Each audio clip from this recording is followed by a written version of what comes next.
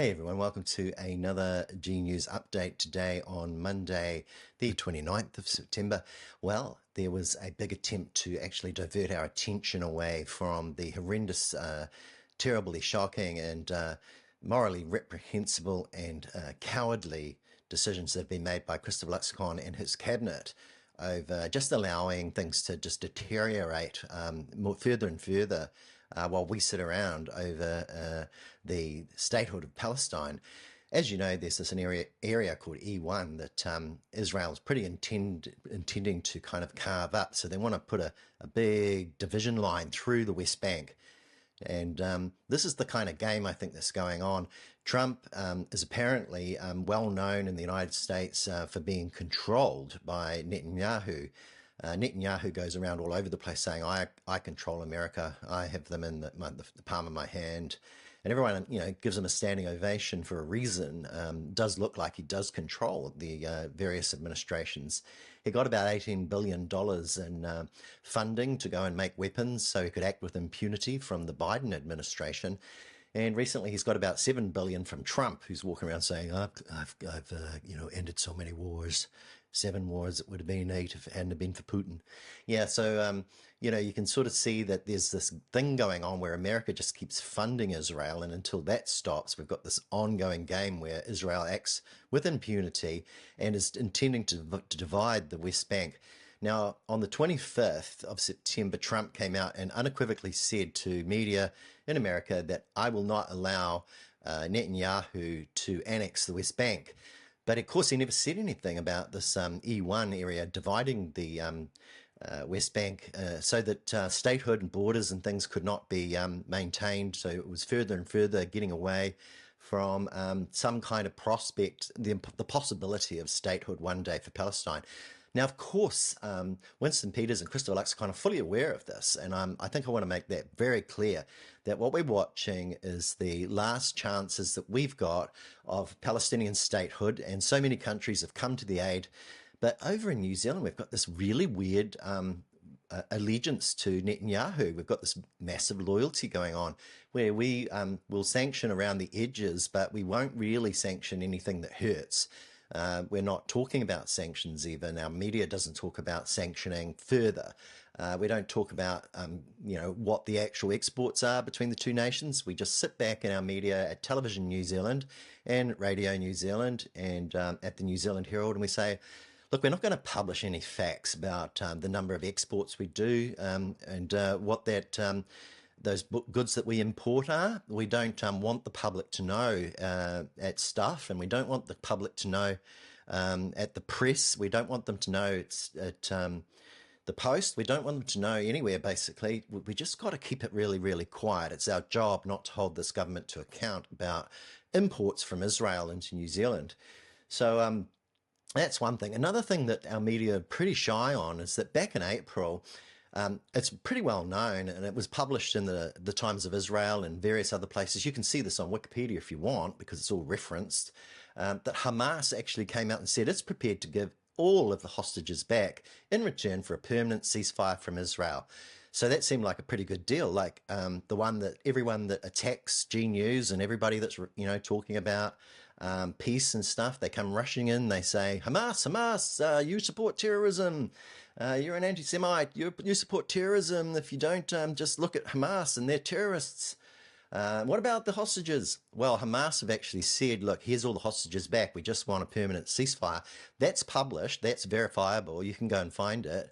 You can find it in Wikipedia. You can find it in the Times of Israel back in April 2025. I mean, I just searched it. I just found it. And the reason I searched it was because I came across this comment. I came across it in Parliament with Marama Davidson saying this to Christopher Luxon during question time. And Luxon saying, I don't know about that and I haven't been briefed, and just brushing it off. And then nobody following it up in the media. Now, why is that the media doesn't follow up these questions? Why don't we see something like a headline saying Hamas offered to return all hostages, but Israel said no? So, yeah, Hamas also wanted some Gazans to be able to return, and Israel said no. So Israel's high on the right of return for themselves, but they're not very high on the right of return for Palestinians back to their homelands, are they?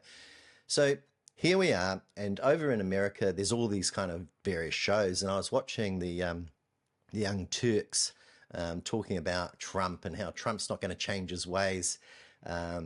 That basically nobody's going to stop supplying Israel with billions of dollars every year to carry on this war.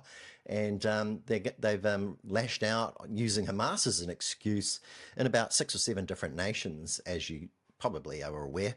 But yeah, it's become really, really useful just to use the whole Hamas situation. This afternoon, when Chris Pink and Christopher Luxcon and Nicola Willis showed up to do their 2:30 announcement about earthquake strengthening and it's kind of lowering the protections, I suppose, for people in the event of an earthquake, basically they were eventually asked about this whole business again, and we saw Christopher Luxcon using exactly the kind of spin that we were talking about this morning, where he begins by talking about the terrorist regime that is known as Hamas. Hamas, you know, and the 42 and the 251 and the 20 that's still alive. And he doesn't mention the 66,005, never mentions that. So nobody from media, again, at the stand-up actually asked him, why don't you actually mention the 66,005 people who have been killed in this war? At a minimum, we're not talking about, you know, the Lancet here, you know, that says this is sort of closer to 250,000 or more, and, you know, or the wounded for that matter. So why don't you mention that, Mr. Luxcon? Why do you keep just only kind of first going on about Hamas and these 20 people that may still be alive and what a terrible slaughter it was of that at that music concert on the 7th of October, without mentioning 66,005 people who are dead, and without mentioning 11,000 people who are languishing in Israeli prisons? Why do you never mention that? Why are we so unjust? Why are we so one-sided? And why don't you mention Area E1? Why don't you know about these things? Why are we watching and standing around while they're dividing the West Bank and possibly doing an annexation? There's big plans happening. Why don't we do something about this? Why is our media so useless? So again, I just wanted to update you with that. When it came to the actual announcement around the earthquake stuff, you know, like I could probably just tell you what that was roughly about. It was about MB had done a bit of a study about a year ago into whether or not we had a blanket rule that came out of the Christchurch earthquakes, and that the standard basically was a certain percentage. And now, with these kind of neoliberals who are looking to make things less safe for everyone to save a buck, basically the standard technique is to use the term, let's get some balance into things. And that means stripping away protections and safety for everybody in return for lower costs for councils and people that own buildings. And they will welcome this. This is good news for people that have been asked to strengthen their buildings. And now there's going to only be a very small portion of buildings in New Zealand that need to be repurposed to be earthquake proof, because they will no longer be, most of them won't be classified as earthquake prone anymore. So that's basically the technique, is to then make it self-regulation as well, so that people that own the business regulate themselves. And you can look up Jane Kelsey, Professor Jane Kelsey, for the way in which this kind of business carried on in the financial industry, just self-regulation, lowering all of the standards, lowering all the regulations, letting the cowboys go crazy. And in the event of a big earthquake, who's actually going to put their hand up and say, oh, well, at the time it saved $8.2 billion, and that really helped Nicola Willis, who was trying to balance the books after all those, tax cuts for landlords and big tobacco. So, yeah, you can see that what's going on here is that, again, it's the middle classes and everybody in the middle that might be in a town in an earthquake that is going to be at more risk now, because the buildings that are possibly not too safe no longer will have to do anything much to actually strengthen their buildings, and only the most at-risk ones will actually be required to make any changes. So this is what they call balance, okay? And it's risking your life. So that's what happened at that announcement. And as I said, basically we just had a big repeat of that spin, that some people have this view and some people have that view. It's all very vague. The sums are kind of like a vast majority think this way, really, and a small minority think that. And quite a large group of people don't know, because they're not informed by this media, are they? So when it comes to being informed by media, it's just pretty shocking that we are not really being told about this Area E1 division plan. And we're actually seeing this kind of deterioration of the possibility of Palestinian statehood with every day that passes. And the fact that the government knows this and it's not mentioned in the media much is pretty bad. In fact, this is the same kind of situation according to the Young Turks in America. They're kind of calling out their own media for not really going there. It's sort of as if money has got everyone's tongue. You know, huge amounts of money is involved in silencing people and kind of getting them to kind of keep giving Israel all this money every year. Why does America keep doing that? It's a good question that should be asked. I think of all of the people that support Winston Peters, you know, like why is this the case? Why is so much money funding this genocide? And why aren't there sanctions applied by people that are doing a trade in arms with Israel? You know, so why isn't that happening? Why isn't New Zealand taking further actions on sanctions? So that was the first point in this update because that had happened this afternoon. The other thing is, some of you may or may not be aware that I've got two sons that are adult sons, and they're kind of like in the age group of around their early 30s or late 20s, and one of them's a vet and he lives in the United Kingdom, and he came on my social media today and he said, "Hey, Dad, look, I was really pleased. There's this guy that I watch on a podcast all the time. You know, I keep up to date with him. And guess what happened? Oh, Chloe Swarbrick showed up over there." And this is Gary Stevenson, Gary's Economics. And so I said to my son, the vet, who had been living in Wales actually recently and traveling all over the place, I said to him, "Oh, that's bizarre because, I follow Gary as well. I've been following, listening into what Gary has to say, particularly on wealth inequality. And if you haven't actually ever heard of Gary Stevenson, Gary's basically a guy that in 2008 was a trader. And he was one of the best. He's a really good mathematician. And he realized while everybody else was saying there's going to be this big economic recovery, that something bad was happening here. And that was that increasingly the wealthy were getting more and more wealthy. And increasingly they were competing with other groups to actually buy up the available assets.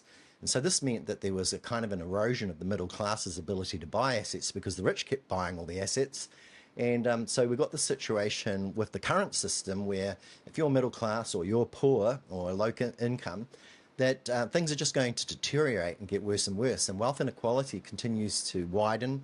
And the more you keep on voting in for this neoliberal, classical liberal like ACT Party and National Party, Atlas Network type people like Nicola Willis and people that are in Treasury at the moment who are really focused upon just kind of feathering the nests at the top and not doing very much for those that are suffering in a situation where they're getting poorer and poorer, then the more it's going to get worse. And, you might be able to say, look, this macroeconomic ratio has got down to 30%, so aren't we wonderful?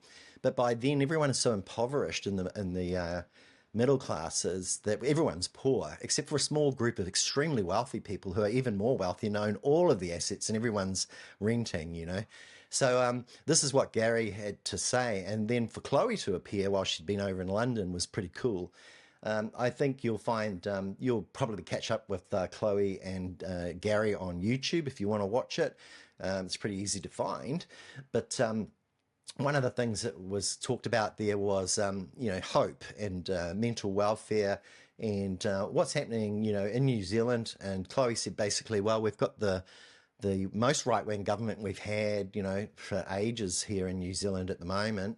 And, they're kind of doing things like, putting a hiring freeze into our health system, so, we underfund health system. We're not meeting the needs.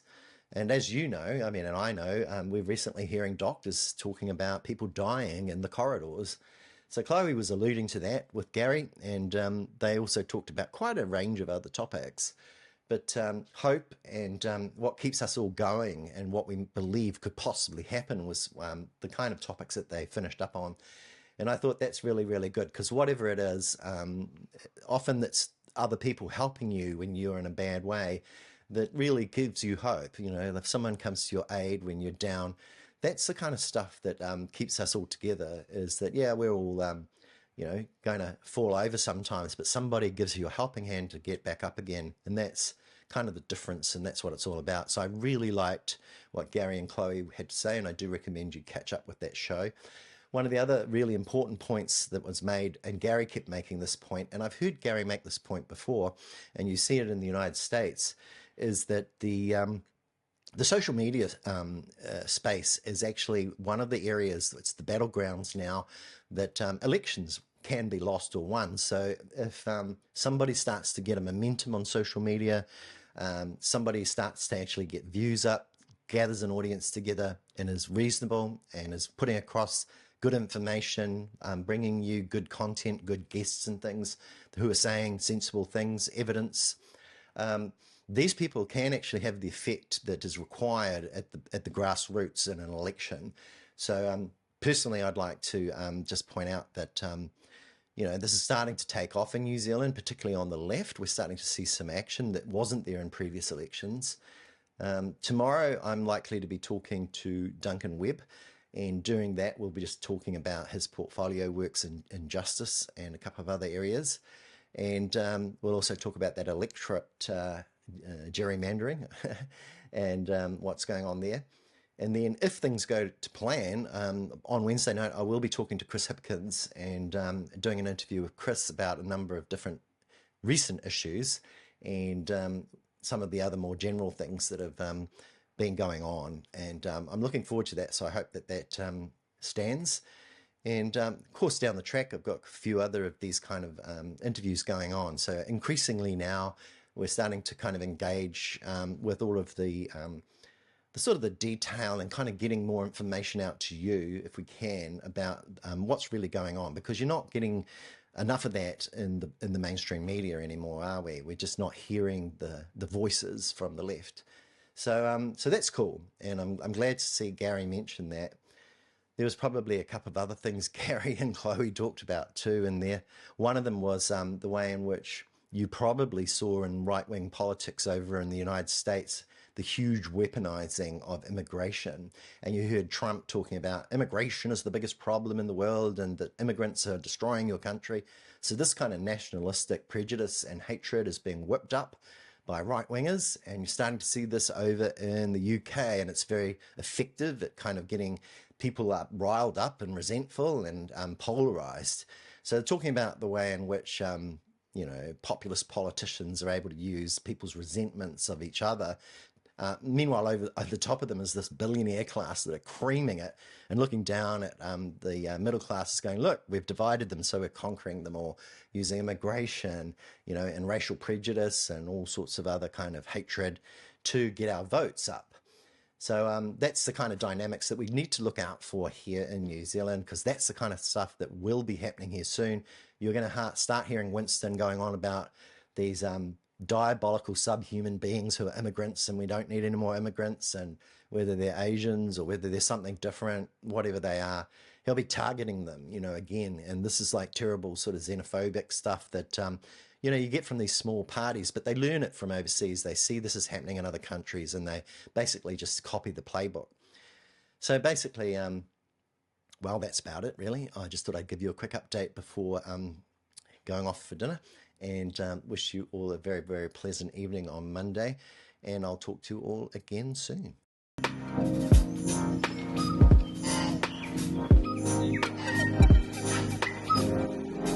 Welcome to G News, the good news.